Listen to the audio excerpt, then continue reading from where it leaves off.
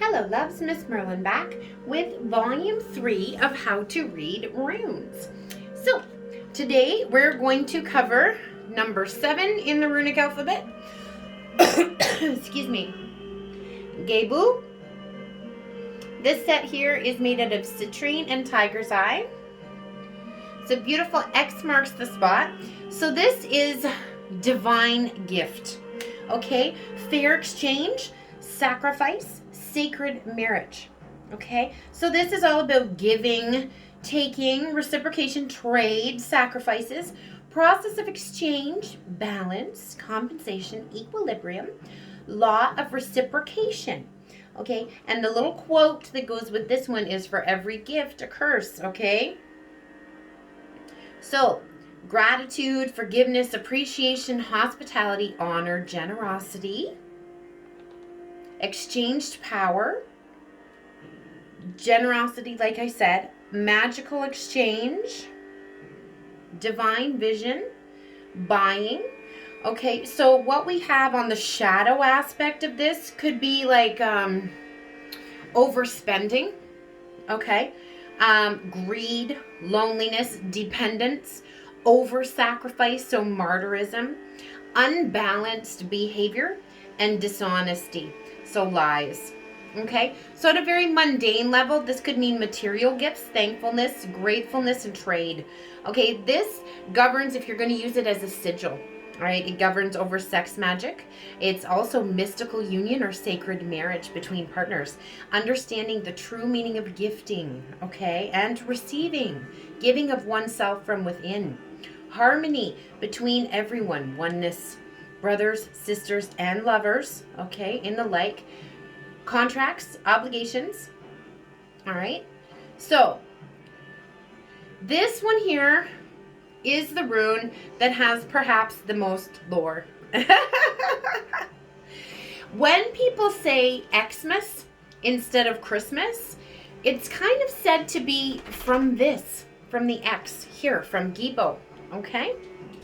So this is the cosmic law of compensation. The exchange of gifts, whether physical or otherwise, is a highly meaningful act, as is the idea of trade. It is associated with magical rings, which give kings the ability to share power with their followers, as is expected of leaders. The need for exchanged energies and power to remain equal in amount is the heart of this rune here.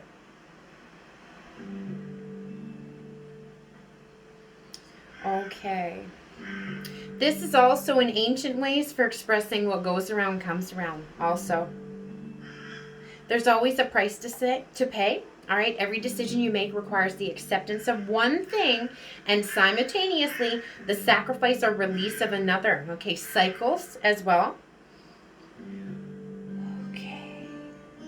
Gebo is also tied deeply to the exchange of sexual energy between the masculine and feminine, okay, which is not about gender at all, guys. It's about energies, okay? And so the deeply mystical union and the sacred marriage, sacred union, and sex magic. Okay, so that is Gebo. And this is number 7, lucky 7 in the runic alphabet here. All right, so moving on, we're moving on to number 8, which is Wunjo, which literally means joy, hope, harmony, and perfection. Okay, this set here is made out of aquamarine, lapis lazuli, and sodalite. Isn't it pretty? Oh my goodness. My little raven just fell down. Sorry, Torty. Just put her back. All right. So this one here has a little quote with it that goes, great minds think alike, though fools seldom differ. And also, be careful what you wish for. So this is about joy, perfection, the art of correct wishing, manifesting, correct application of will. So correct application of your energy, okay, focused towards a goal, all right? It's also about relationships, family, bonding, trusted kinfolk, shared ideals, so soul family, group harmony, and symbols for shared identity. So if you're using this as a sigil, okay, cooperative effect, like-mindedness, friendship, contentment, optimism, wishful thinking. All right, so harmony of like forces, again, like I said, soul family, genuine friendships, loyalty.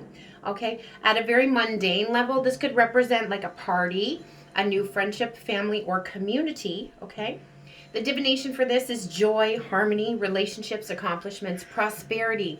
The shadow aspect of this particular rune here is stultification, sorrow, strife, alienation, annoyance. This warns of caution, and if it's in reverse, right? Or blindness to danger, it also warns of deception and betrayal, okay?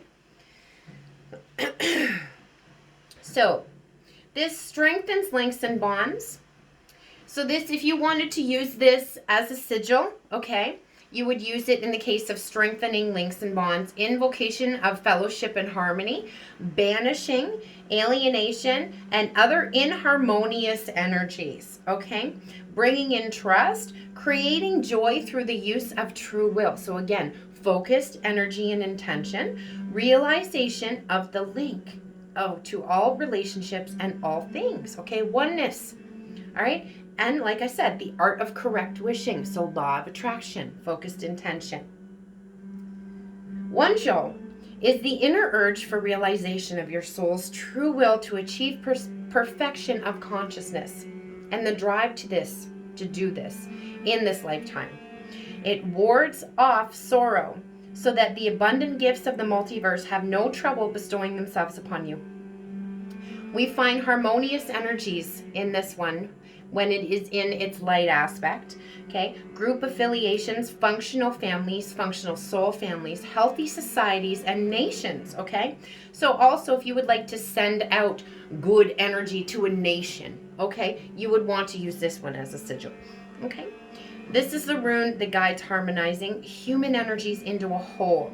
It's the alignment of the individual will with the will of the community, and ultimately with the divine as well, okay? All working in conjunction. So very much oneness energy there with that rune. Beautiful. We like it. And then we have number 9 in the runic alphabet, Hagalaz. It literally means hail or hailstone. Okay, so it also can mean crisis or radical change. Okay, I'll show you this one here. This set here is strawberry quartz and amethyst.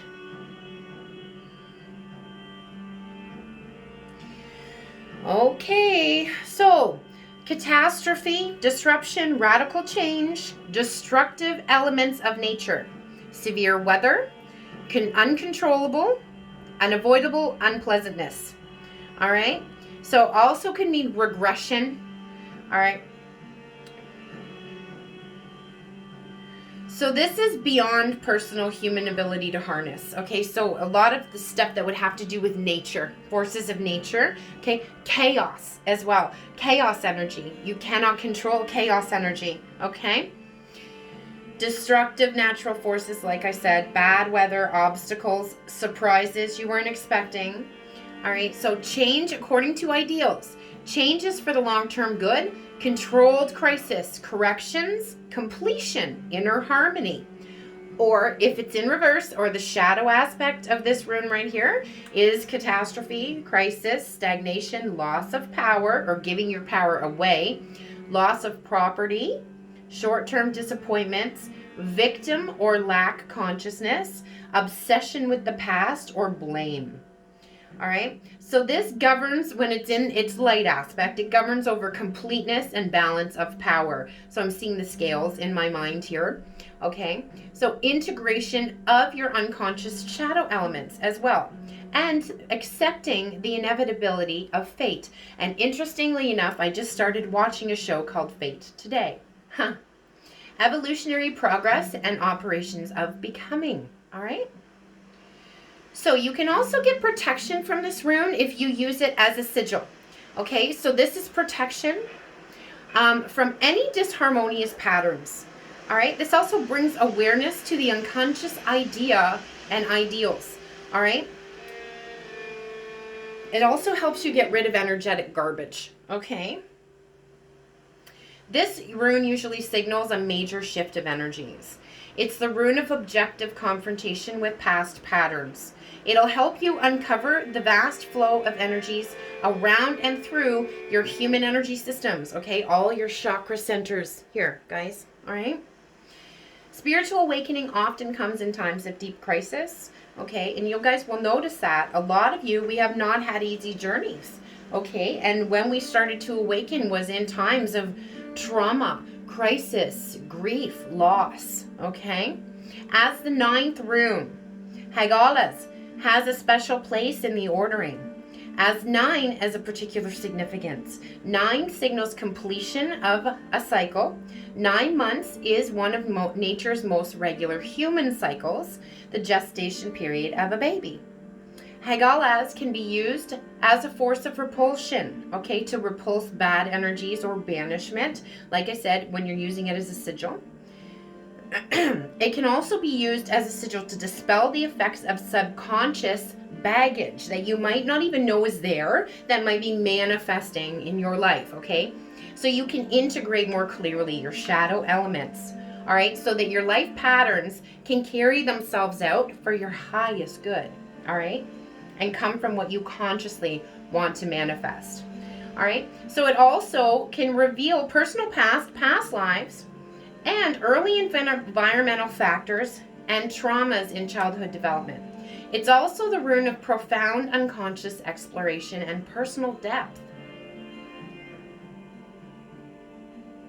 This is also, okay, I struggle with this, but it's information about it, okay, because I don't believe in cursing at all.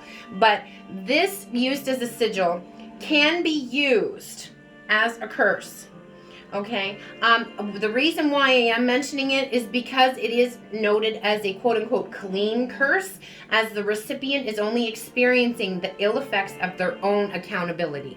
Okay, so it's like a karma type of curse, okay? So you want to show the person basically what they did, okay? Just like karma would, okay? So this can also represent dark feminine power that can be associated with dark witchcraft and destructive female magic, okay? So this can be a very destructive little sigil if not used correctly, guys, okay? So always use your power wisely. Always, always, always. And remember, my darlings, remember, as we're talking about curses, what you send out always comes back. Always does. So is it really worth the option?